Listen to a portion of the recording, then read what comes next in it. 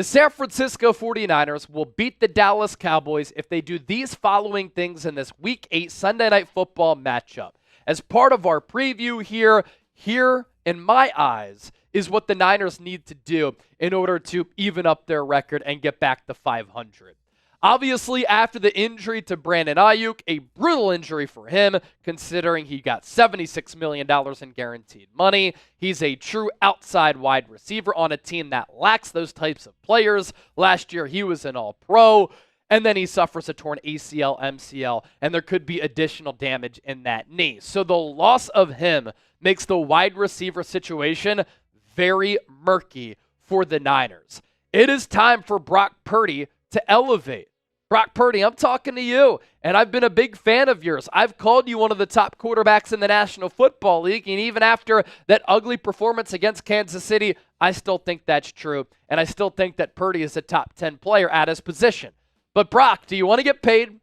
Do you want to prove that you are in fact a franchise quarterback? Do you want to get paid $50 to $60 million per year? Do you want to go from Mr. Irrelevant to a star in this league?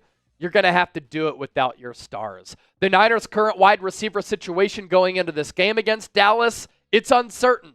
We're not sure if Deebo Samuel is going to be able to play. He's currently in the hospital with pneumonia and fluid in his lungs. Jawan Jennings has an opportunity to step into a larger role without Brandon Ayuk, but he's dealing with the hip injury, and Kyle Shanahan's not sure if he's going to be able to play. The Niners drafted Ricky Pearsall in the first round. I know that he got shot less than 50 days ago, but it's time for him to live up to the expectations of being that first-round pick and show that you are worthy of that draft selection. Jacob Cowing, little stutter go against Kansas City, the bubble screen in which he picked up Yak. He looks to be a pretty dynamic player. He will have more opportunities. Chris Conley has been primarily a special teams player for the Niners, a journeyman player throughout his career in the NFL. He will get more targets. And Ronnie Bell, a couple of terrible drops against the Rams. I'd make the argument your ass should have been cut. Kyle Shanahan still trusts you. You ran the wrong route, which led to a Brock Purdy interception in Chiefs territory, but you will have opportunities. And it's up to Brock Purdy to do what the elite quarterbacks do. When you're dealing with adversity, when you're dealing with injuries, you still have to perform. That's why you get paid the big bucks, and you have to maximize the weapons around you, regardless of who those players are. Key to the game number 2. San Francisco has to finish in the red zone against a struggling Dallas Cowboys defense. When the Cowboys have gone up against good offenses this year, Saints in week 2, Ravens, Lions, it hasn't even been close.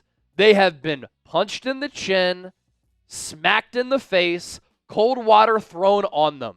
The biggest offensive issue for San Francisco, they have no issues in moving the football. Although against Kansas City, they did, but even with a struggling performance against Steve Spagnuolo, who owns Kyle Shanahan, the Niners are third among 32 teams in the National Football League in yards per game. So they are moving it up until they get to the 20.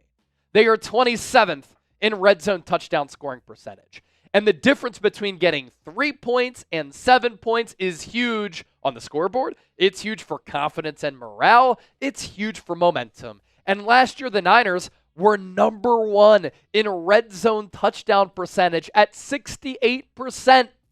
That means when they got inside the 20, they scored touchdowns 68% of the time. This year, they are about 23 percentage points lower, and they were down from number 1 in the league to 27 among 32 teams. And when you talk about the 49ers head coach, Kyle Shanahan is a really good coach in this league, but he needs to look in the mirror and he needs to adapt.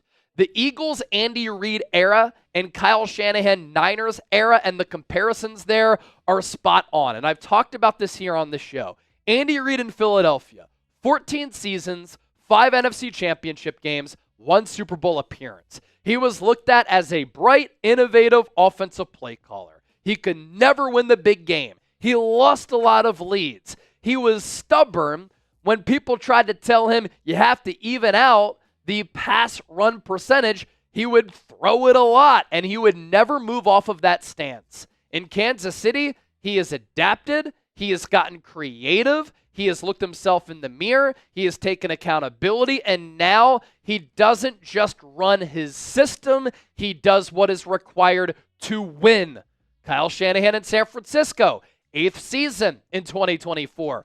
4 NFC championship games, 2 Super Bowls. That's a really impressive run right there. Shanahan looked at as a bright, innovative, offensive play caller. He's looked at as a coach who can't win the big game. He can't come back in games. He can't hold on to leads. He is stubborn and doesn't take accountability. And what we've seen from Shanahan in his Niners tenure is that he won't adapt, he won't adjust his system, and he won't evolve. And if Kyle Shanahan doesn't do that, it's going to be much like Andy Reid's tenure in Philadelphia, where they make deep playoff runs, they have a lot of success, but it ends without the ultimate prize coming back to the Bay Area. And that's a 6th Lombardi trophy for the San Francisco 49ers. Kyle Shanahan is very stubborn. Kyle Shanahan came up under his father, Mike Shanahan. There are a lot of parallels between the two. They both didn't win a lot of big games until Mike Shanahan finally won the big one with John Elway. They lost a lot of leads. They lost a lot of big games. They didn't come back in a lot of big ball games, right?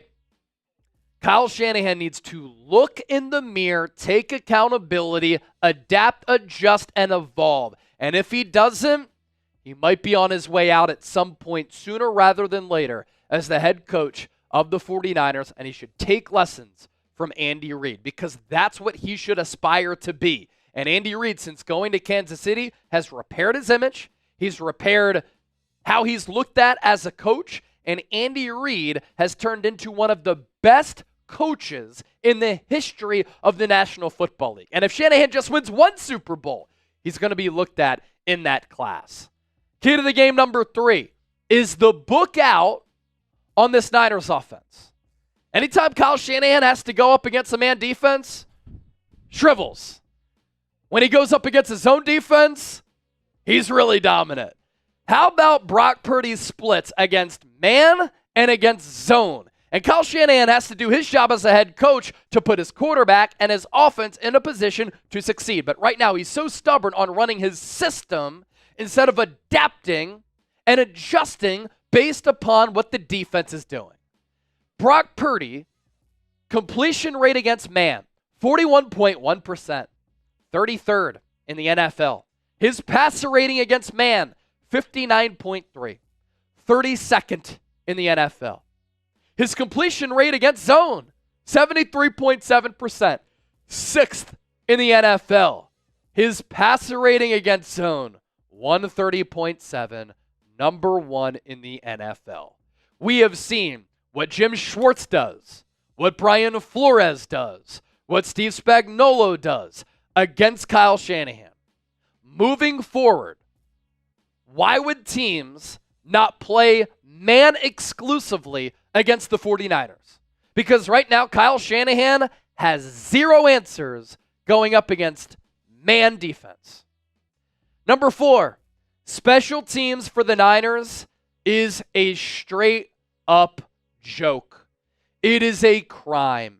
You listen to what Bill Belichick, Nick Saban will say about the importance of special teams, and they will tell you it's a critical phase of the game based upon Kyle Shanahan's actions, based upon the special teams history with this Niners team since he took over in 2017, and how often their special teams unit has burned them in regular season games and in the playoffs, big spot after big spot after big spot. Kyle Shanahan doesn't take it seriously enough. And this is on the 49ers head coach. This is a part of the argument that I make that he needs to look in the mirror like all of us do when we make a mistake, when we do something wrong. You have to take accountability and you have to make the necessary changes. Kyle Shanahan has the ability to do it. Kyle Shanahan, like anybody, can make these changes, but it's up to him to take onus and do it himself. Because this special teams unit, especially this year, fake punt against the Rams changed the game. 97-yard kickoff return against the Seattle Seahawks. Nearly lost you the game. Long punt return from Mecole Hardman this past Sunday led to a Chiefs score. And from that point, after the Niners couldn't capitalize on stopping the fake punt, on intercepting Patrick Mahomes, you have the Brandon Ayuk drop, the long punt return, and from there, momentum shifted, and the game was pretty much over, even though the Niners tried valiantly to come back in that game, and somehow it was still 14-12, despite them getting dominated. Against Arizona, you had some bad special teams moments. Fire Brian Schneider if you have to. But take special teams more seriously, please. And then key to the game number 5. Outside of CeeDee Lamb, the wide receiver situation for Dallas isn't great. Brandon Cooks, a solid number 3 at this point of his career. It's not a great number 2. They have trouble running the football. Rico Dowdle, Ezekiel Elliott, Deuce Vaughn. Those are the running backs. They had a lot of young players along that Cowboys offensive line. And they've given Dak Prescott $60 million per year. Ever since they gave him his first contract, they've become overly Dak dependent. And because they've paid him, his complimentary cast of support has dwindled and gone down because the Cowboys haven't devoted financial resources to those other positions to help elevate Dak. When he started his career, great run game. Zeke was in his prime. Great offensive line. Wide receiver situation was good. Defense was great. Dak managed the game. They ran it a lot. But then he gets paid, and they've turned into a Dak-led, pass-happy offense. And he's just not that quarterback because he's simply not that elite. So if you pressure Dak Prescott, if you confuse him, if you have some multiple looks, if Nick Bosa, Fred Warner are able to play up to their standard, the Niners can get pressure. They hold up on that back end. Dak Prescott will fold. How the Cowboys have fared this year, completely mediocre football team. They're 20th in the NFL in points per game with 21. They are 12th in yards per game at 336.5. 18th in yards per play at 5.2. 10th on third downs, which is pretty good at 41%. 31st in red zone touchdown efficiency. You think the Niners have been bad in the red area? They're 27th. Dallas is 31st. Defensively for Dallas, they are giving up 28 points per game. That is 31st in the NFL. Even though the Niners are down a couple of wideouts and could be down a couple of offensive weapons in general, you should be able to score. And Kyle Shanahan has to rebound after that awful performance against Kansas City. They are 24th in yards per game, 24th in yards per play, 10th on third downs, again, pretty good, but then 31st in the red zone.